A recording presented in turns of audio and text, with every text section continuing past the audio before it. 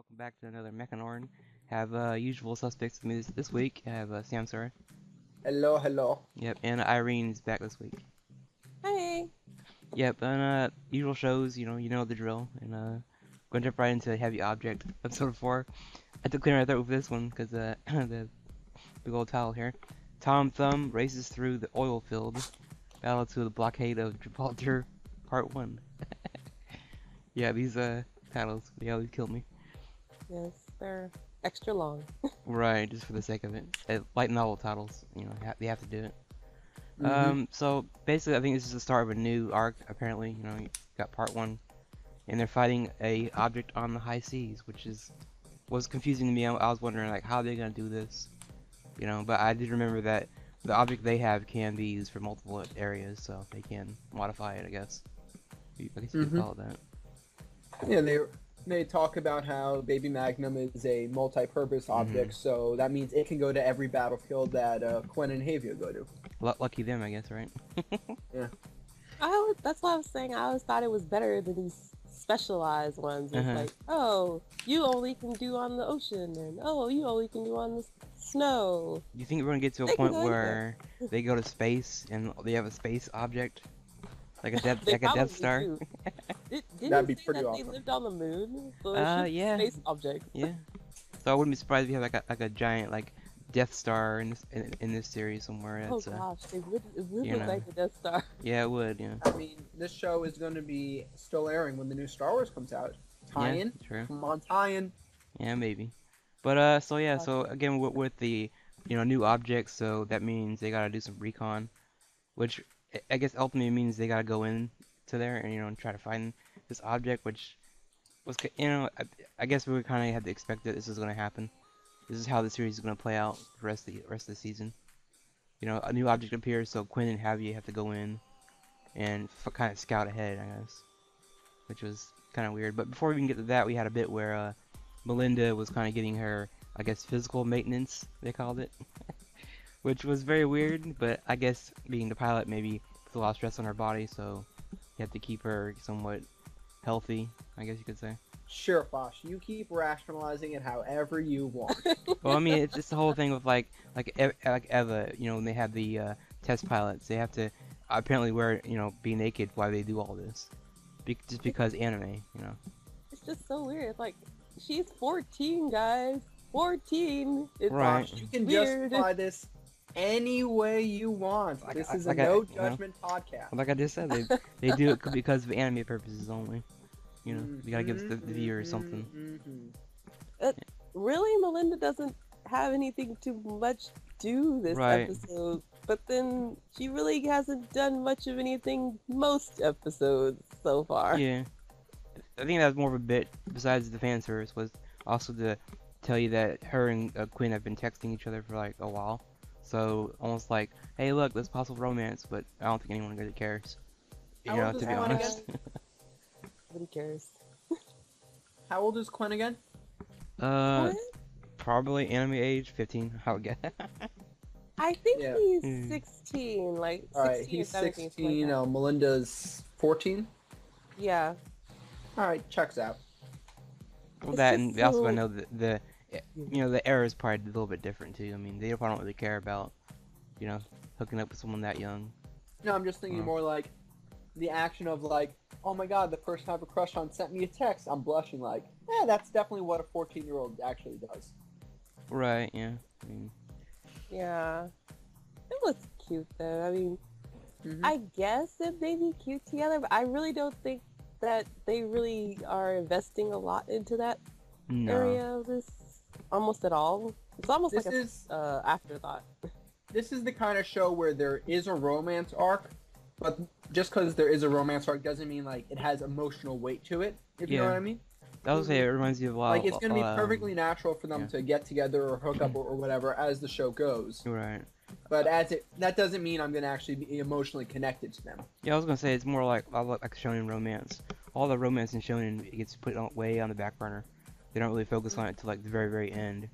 I mean, not really Bleach spoilers, but it's obvious that Orihime likes Ichigo in that series, but they're never gonna pursue that ever because that's not what the story is about.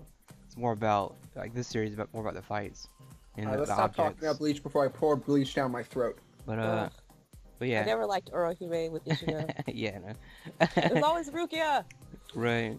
But we get more of, like, a little bit of besides comedy, we get I guess Javi and Quinn kind of doing their usual thing each week.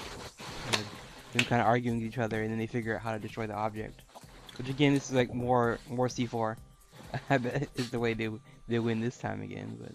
But the other question is, did they really win? I don't think so because this is part no, one they didn't, because with new art. jumping ahead to the end of the episode, they set off their big explosion plan, and then the object is completely unharmed. Right. Yeah. But So- I feel we should at least go into somewhat of detail of like all the steps, because this is the kind of show where like the different escalating steps of the plan are pretty important. So like you start off, they're in the they're in the Mediterranean Sea by the straits between Spain and North Africa. Right. They somehow managed to string an entire set of mines going between Spain and North Africa. So that's a pretty big safety net, or band-aid as they like to call it. And then they've got over 20 different basically oil rigs set up to provide maintenance for the Baby Magnum. And it's all useless again. Yeah, I was Right. about to say, like, and it didn't do anything. Right, All that yeah. money went down the drain. 'Cause even that net is honestly too low for the object, the tricore they call it this week, to even And hit. if I was a taxpayer for So. this government, I'd be like, come on, man, this is pathetic. Well, it's Need a hearing. so they We can need the demand Baby how much money they Magnum want. hearings.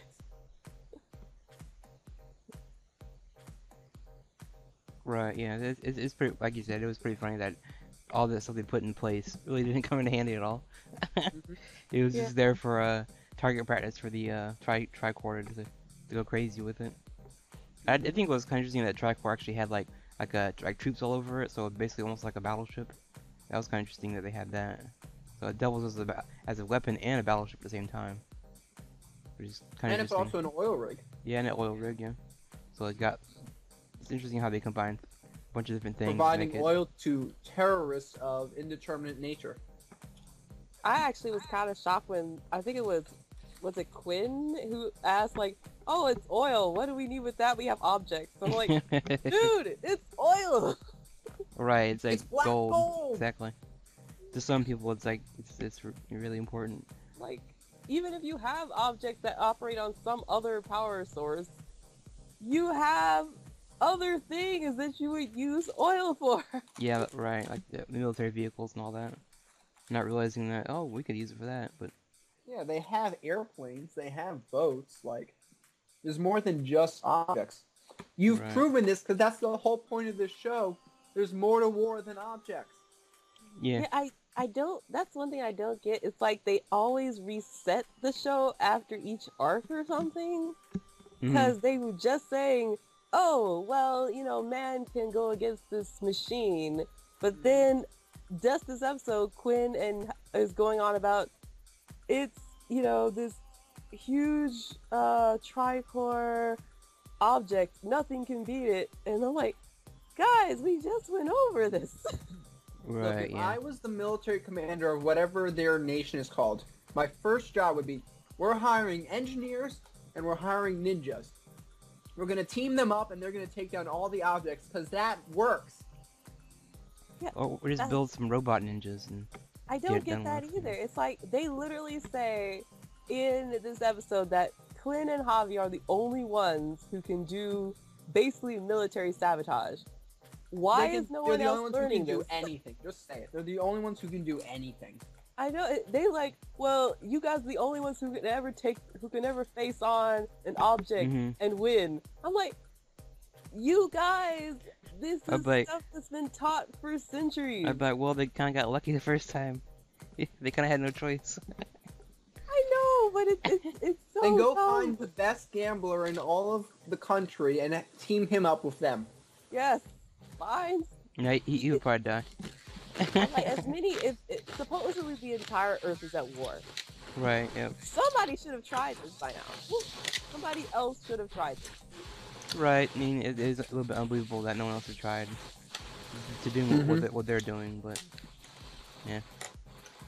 Yeah, so as they're as Havia and Quen are being helicoptered over to the Mediterranean Sea, and then Havia is enjoying being abused by Commander Frolacia or whatever her name is, Right, yeah, he likes that. and he's really into getting stepped on, I guess. Good for him. Well, they gotta give him something because he doesn't really have much of a story compared to Quinn. Because Quinn's the kind of Quen like doesn't the really have a story per se. well, he's like more involved in the plot than anything. Yeah, I mean- Javi is just kind of the butt monkey. He's just there. Well, I do- Javier I- and- I was saying Javier and Quinn have to work together because Quinn is the brain, but Right, exactly. he'll be like totally into the technological stuff. But you have to have Javier there to explain to us what Right. he's doing. Exactly the common. Yeah, because Common Javier guy. doesn't really work as the muscle. No. And then you have Melinda at the end. It was kind of funny how she's just bombarding the Tricor while they're still on the Tricor, just like thinking that she's really helping, but she's not. I thought it was pretty funny. Like, she's Linda helping. will never help. In Oh. quotations, She sort of Well, I mean, helps. I think I actually do like it more that Melinda doesn't help, because to me, I don't really count this as like a mecha show just because. Let me rephrase. This is a different kind of mecha show because the fights aren't going to be decided mecha via mecha. Like you're never, as the show is progressing now, I don't ever see like the end of the show is Baby Magnum gets a critical shot against Object XXX and then they win. And it's like, does that make the show more interesting or not? That depends. But as it stands, the whole point of the show is Melinda's useless, objects are useless, Tavia and Quen are so freaking awesome they can do anything. Well, I mean, we'll have to see how far that goes. I mean, I still consider this mech on mech fighting because even though she was, a range fight, pretty much most of the fights are going to be like that. I doubt you're going to see a, melee object running around, but you might, you never know. But All yeah, I want I is mean- Rust Tornado. All I want is Rust Tornado. I think it's just more like, I guess your perspective really. It may to some people it may not be like mecha show like you said, but to some it might be. Mm-hmm. But Yeah, so do we have anything else to say about this episode? Not really. I mean, like I said, Melinda kind of helped at the end. With, that was pretty used more for comedy. But yeah, I think people that if you don't like, Quinn and Javi, I think you're gonna have a hard time. You gotta like something about them. They're not the best characters, I would say. They're certainly not the most interesting in this series, but They have an Yeah. enjoyable back and forth. Like, I sometimes definitely- for me I'm it comes not- off more as complaining, the way they both kind of interact with each other. I mean, I'm not attached to either of them, and I wouldn't mind if one of them was stepped on by an object. But they're Right. entertaining when they're bickering with each other, so I guess that's a plus for the show. Yeah, I guess. Yeah, I'm actually more interested in like where it's going and like the background for this world to a degree. From what I've heard from other people, I haven't heard anything specific, but they do say that it gets really interesting later on, and that the whole like world with the 4 different groups becomes more of a plot point. hmm Like so far we've been introduced to like the Faith organization, and I think Javi and Quinn are working from their area is like some kingdom. I can't remember its full name, but it's like something kingdom. And like there's 2 others we're missing, and they said that's all going to become important later on.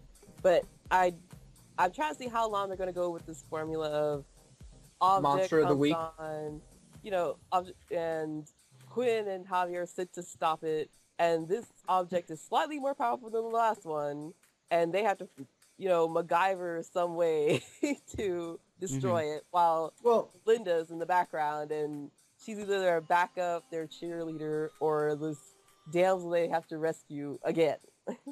well, that's the basic tenet of making a modern shonen hit. You start it off, there's a couple of enemies that prevent a different type of challenge, and if that's interesting, then you actually start bothering to build the world. Like, that's how it works in everything from Naruto to One Piece. Like, you start off fighting Buggy the Clown and Zabuza, and after you kick it off and get popular, then you start introducing Orochimaru, Oh yeah, or I mean, yeah. the Shichibukai, Right. and then you start saying like, oh, then there's like this whole new world to explore.